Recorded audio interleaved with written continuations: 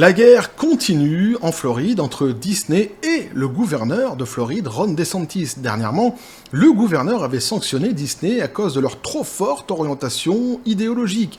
Et ici, on apprend que c'est Disney qui porte plainte contre le gouverneur précisément à cause de ces mêmes sanctions. On voit ça ensemble.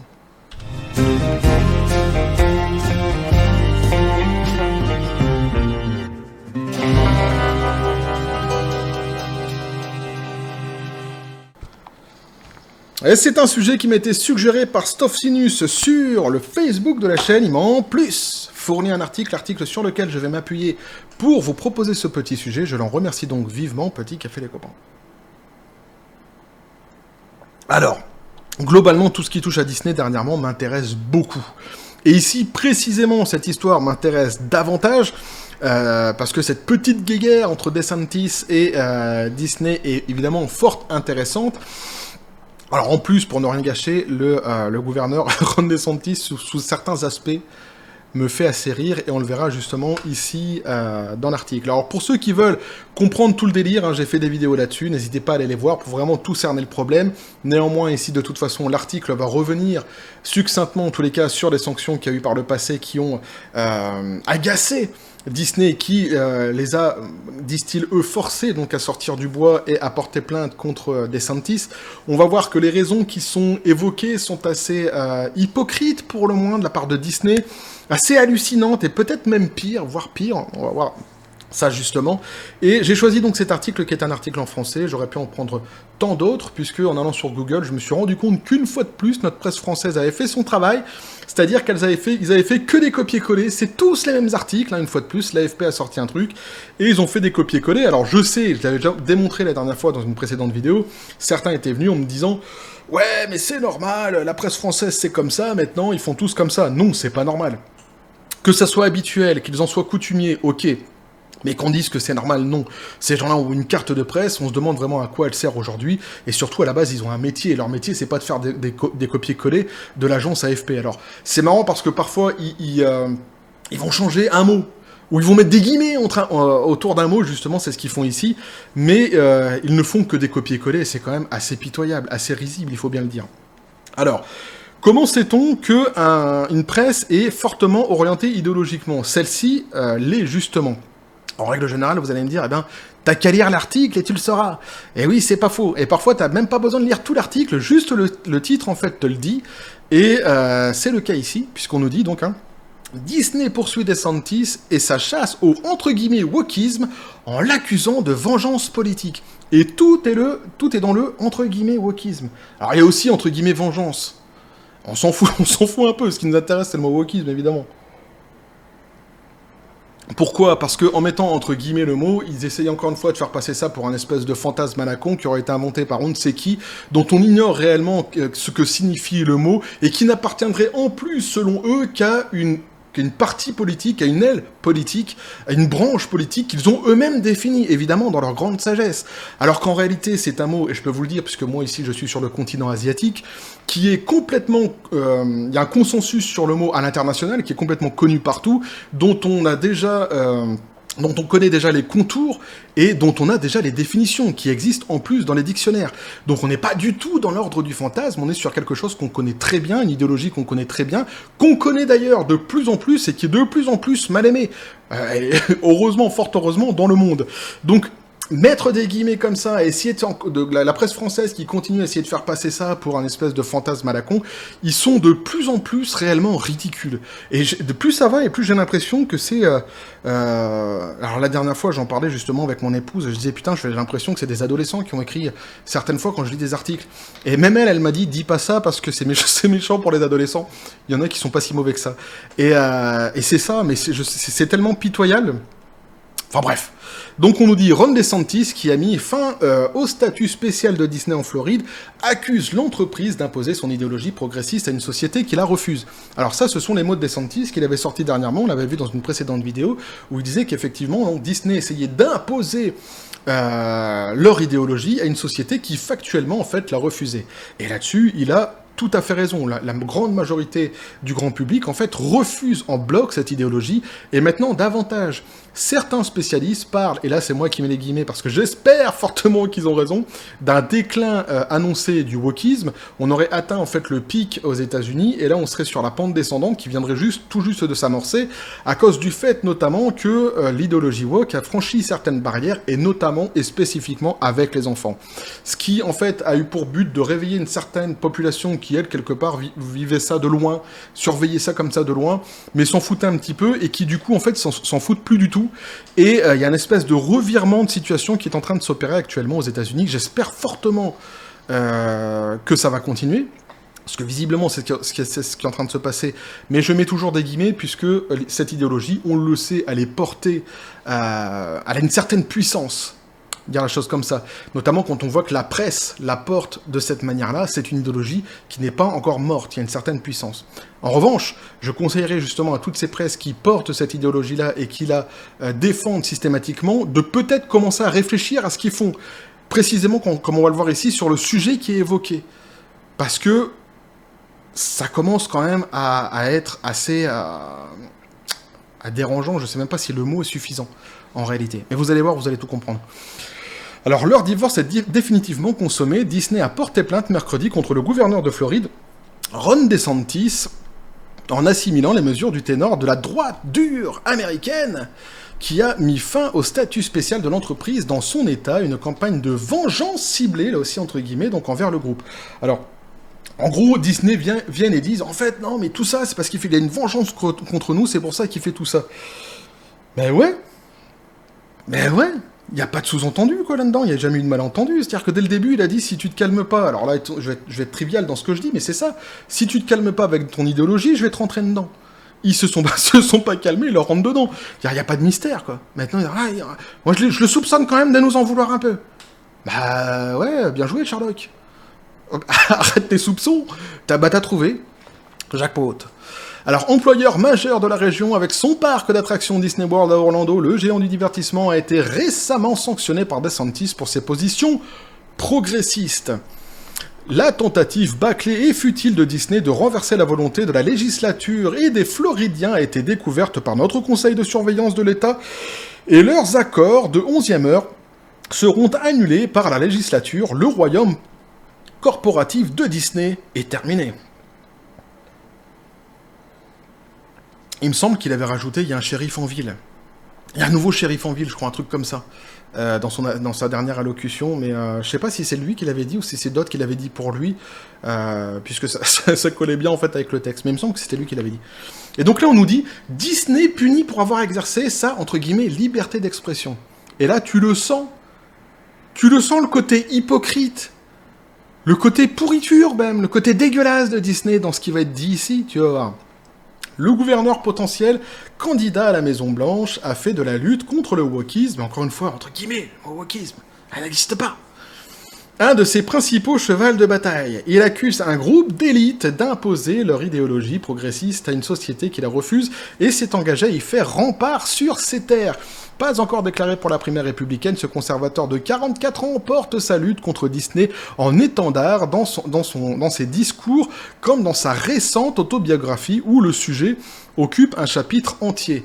Dans sa plainte, Walt Disney Parks and Resort accuse Ron DeSantis d'avoir orchestré une véritable campagne pour mener une vengeance gouvernementale ciblée à son encontre pour le punir d'avoir exercé sa liberté d'expression. Cela menace désormais les activités commerciales de Disney, met en péril son avenir économique dans la région et viole ses droits constitutionnels, argue l'entreprise. Et là, donc, l'article continue en nous disant donc éducation et orientation sexuelle. Déjà, rien que dans la même phrase, on comprend en fait jusqu'où ils sont en train d'aller. Qu'est-ce qu'ils sont en train d'essayer de défendre ? Le groupe s'était attiré les foudres du gouverneur l'an dernier en dénonçant un projet de loi qui restreignait l'enseignement des sujets en lien avec l'orientation sexuelle et l'identité du genre dans les écoles primaires en Floride. La liberté d'expression pour eux, c'est ça. Oh bah non, bah merde alors. Oh bah non, mais nous, ce qu'on voulait, c'était juste parler de sexe avec les gosses. Bah pourquoi vous nous foutez pas la paix ? Bah non, mais c'est notre liberté d'expression, là, parce que... Non, moi, j'avais préparé tout un truc, là, les orientations sexuelles, machin, les trucs, parce que... Non, moi, ça m'intéresse, ils ont quel âge, là? Ils sont petits, j'espère, comment? C'est quoi? C'est en primaire? C'est bien la primaire, c'est ça? Voilà. C'est ça qu'ils sont en train de défendre, là. Là, je le dis en rigolant. Ah, je suis un espèce de sketch improvisé à la con, oui, peut-être. Mais c'est ça qu'ils sont en train de défendre. Leur liberté d'expression, bordel, c'est ça. Et alors, il y a une double hypocrisie là-dedans. Alors, évidemment, du coup, donc l'article lui-même, la presse elle-même défend ça. Ah, pourquoi tu les laisses pas faire? Bah merde alors. Ils étaient venus parler de sexe avec des gosses. Mais c'est ça, c'est exactement ça. Hein. Mais en plus, il y a une autre hypocrisie derrière. La liberté d'expression, nous disent-ils. Sa père l'hypopète, sa mère les bombecs, son père les popiettes, dis donc. C'est les mêmes qui sont pour la cancel culture. C'est les mêmes qui réécrivent les livres, qui dégomment des phrases et dégomment des mots, et qui viennent ici demander la liberté d'expression. Mais on se fout de la gueule de qui?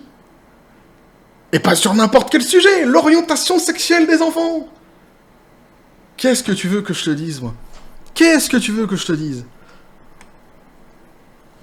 J'ai même pas besoin, finalement, de donner mon avis, quoi. Tu mets juste en perspective ce qui est en train de se passer et t'as compris le délire. Tu comprends pourquoi les gens se lèvent et qu'ils en ont marre, qu'ils disent « Mais vous êtes pas bien, en fait, dans votre tête, qu'est-ce qui vous arrive, là ?» C'est quoi votre délire, là? Mais tu te rends compte, un peu? Les mêmes qui censurent tout, qui cancellent tout, qui veulent dégager tout le monde. Ils te parlent maintenant de liberté d'expression. Fabuleux, cette histoire. Depuis, DeSantis a supprimé en février le statut spécial de Disney dans son État, mettant fin aux avantages, facilités administratives, autogestion du site, emprunts avantageux, etc. Bah bravo! Dont le parc d'attractions Disney World bénéficiait depuis les années 1960. Bah oui, mais bravo!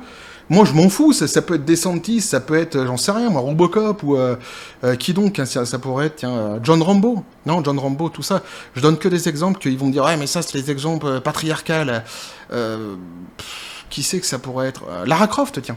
Bah, ça pourrait être Lara Croft, je dirais bravo, tout pareil. Eh oui, parce qu'ils sont pas très vifs d'esprit, hein, faut faire attention.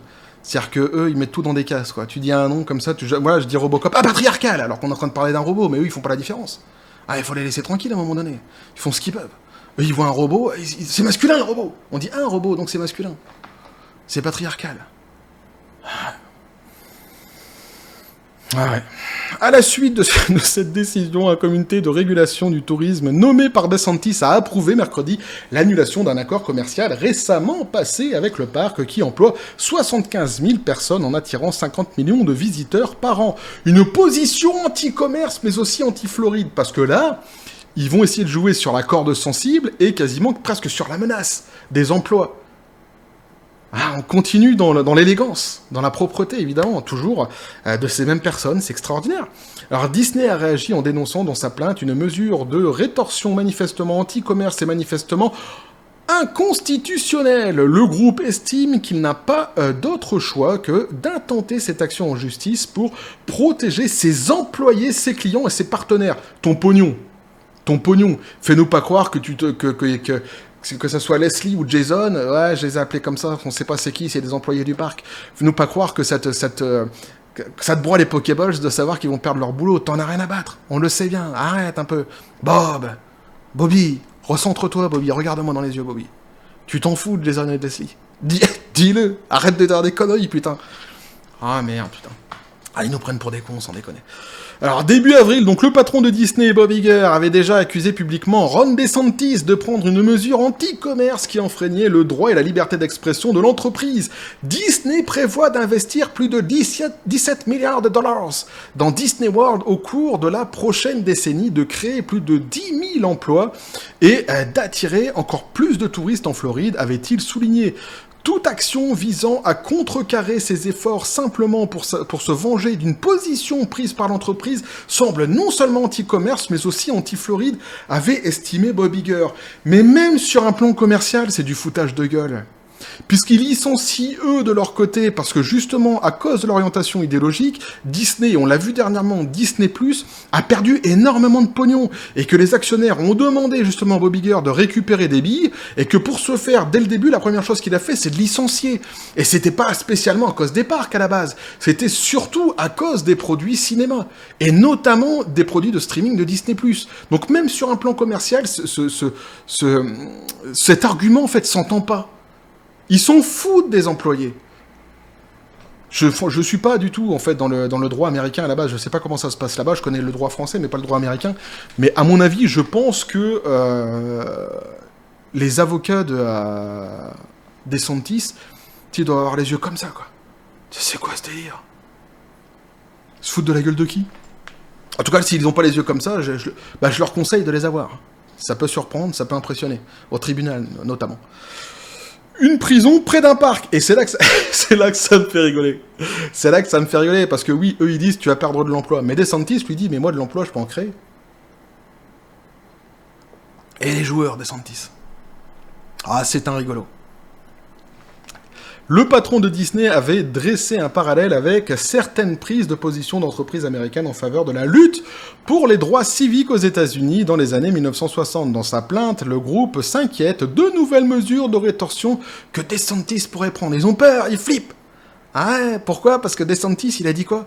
Mi-avril, le gouverneur a publiquement envisagé de construire une prison d'État près de Disney World ou bien un parc d'attractions concurrent.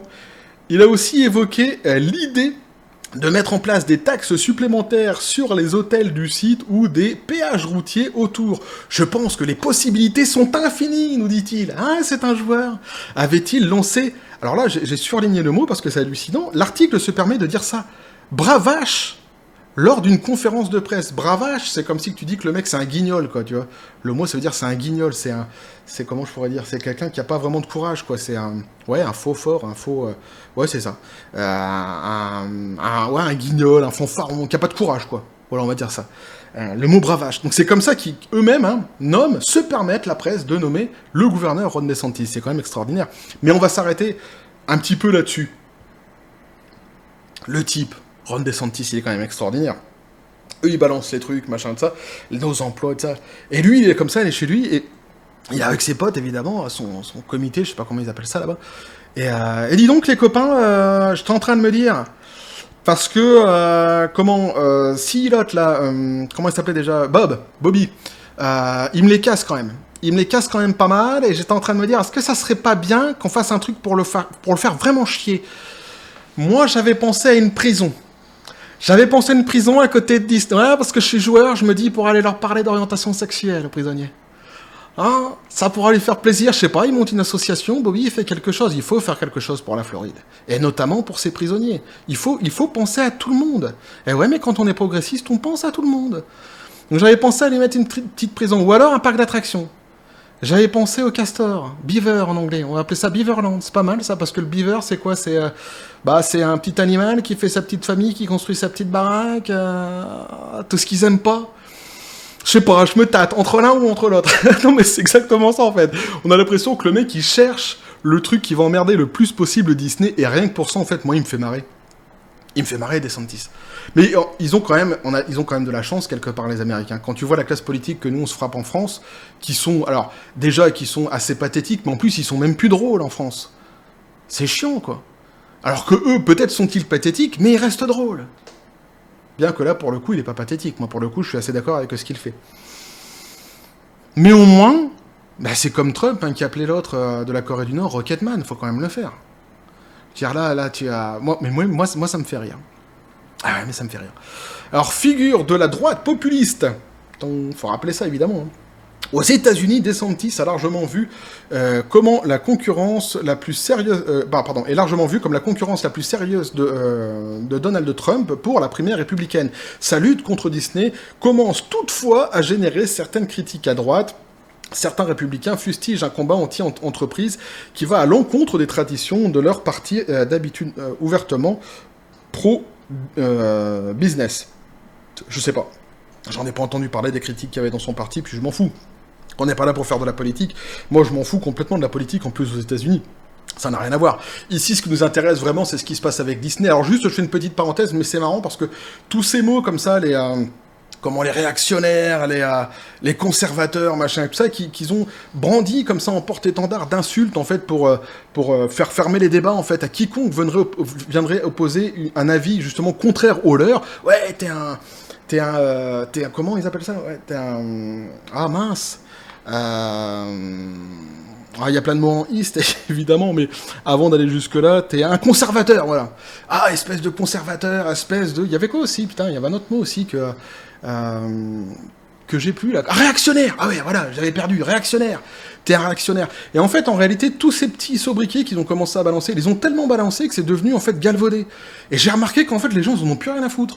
C'est-à-dire que, ouais, t'es un réactionnaire, ouais, vas-y, c'est bon, je suis un machin, mais ce que tu veux, vas-y, on continue la discussion. Non, mais c'est bon, on continue. Oui, bah t'as mis, vas-y, mets ce que tu veux. Y a quoi encore comme mot? Tu les mets, tu sais quoi, tu les notes sur un bout de papier. Tu les colles sur ton front, comme ça on sait tout ce que tu penses de moi et on continue la discussion. C'est ce qui est en train de se passer, en fait, actuellement. C'est-à-dire qu'ils ont tellement insulté les gens, ils ont tellement balancé de sobriquet à tout le monde, qu'en fait, maintenant, les gens, ils en ont plus rien à battre. Les mots ont complètement perdu de leur sens et de leur valeur à force de les prononcer à tort ou à raison, comme par exemple l'extrême droite, etc. À force de prononcer tout ça à tort et à raison, ça a perdu complètement sa substance et de sa valeur, et maintenant les gens n'ont plus rien à foutre. Tu peux les insulter de tout ce qu'ils veulent, ben ils continuent, ouais, bon, vas-y, on continue la discussion, il n'y a pas de souci. Et c'est exactement ce qui est en train de se passer, notamment aux États-Unis.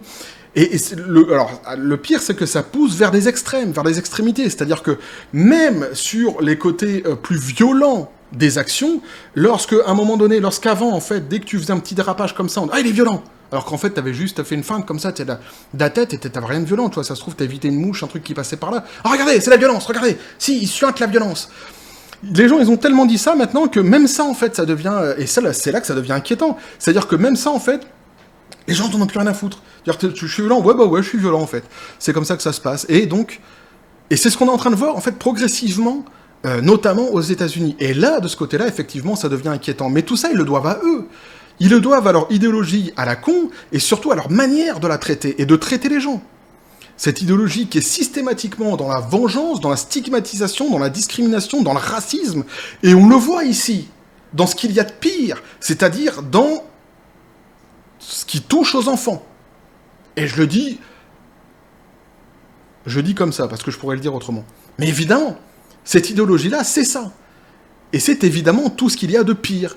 Et on voit ici, donc pour en revenir au sujet et à la vie, mais vous l'avez compris, de toute façon, je l'ai déjà développé dans la vidéo un petit peu, c'est-à-dire qu'il y a cette hypocrisie extraordinaire de Disney qui ose évoquer la liberté d'expression, quoi. Eux qui sont, pour l'idéologie woke, qui est celle qui est la plus restrictive.